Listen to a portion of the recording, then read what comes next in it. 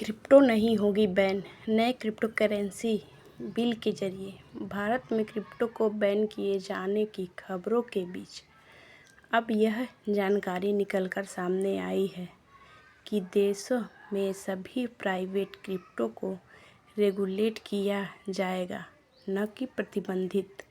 सूत्रों ने crypto asset bill के हवाले से यह जानकारी दी है। तो आपको इतनी बात आ गई होगी समझ में। अगर वीडियो पसंद आए तो लाइक शेयर और सब्सक्राइब ज़रूर करिएगा, क्योंकि बहुत मेहनत लगती है एक वीडियो बनाने में। तो बढ़ते हैं आगे की तरफ।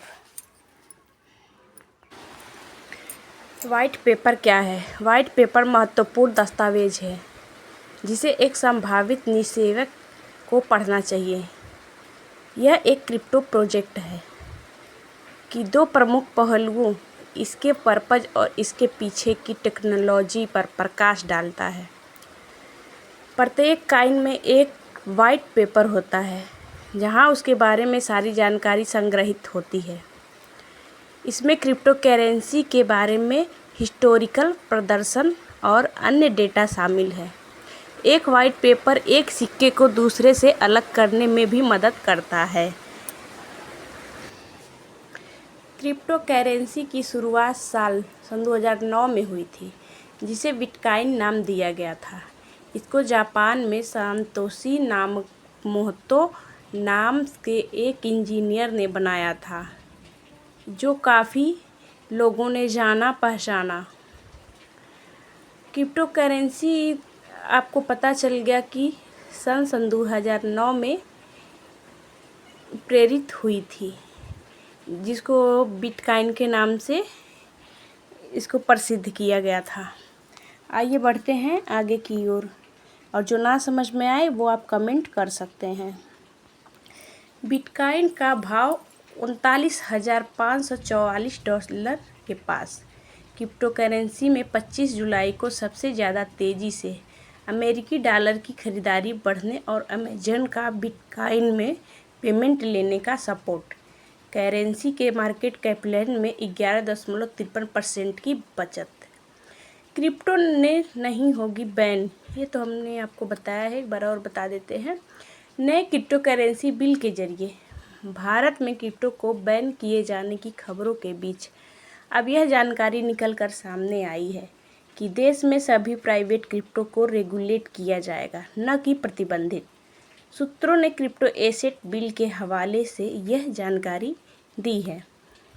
तो इतनी जानकारी आप लोग को मिली है कि क्रिप्टो बैन नहीं होगी, सभी प्राइवेट क्रिप्टो को रेगुलेट किया जाएगा।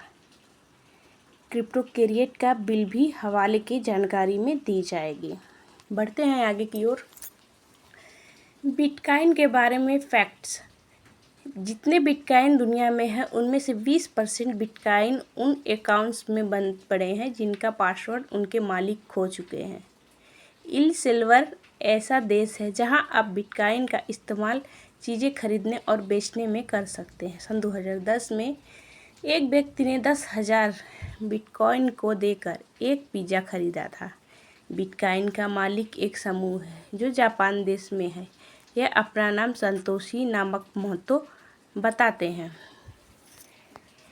बिटकॉइन का मालिक सातोशी नाकामोतो है। ये चीज़ आप ध्यान में बैठा लीजिएगा। बढ़ते हैं आगे की ओर और देखते हैं और क्या क्या होता है इसमें।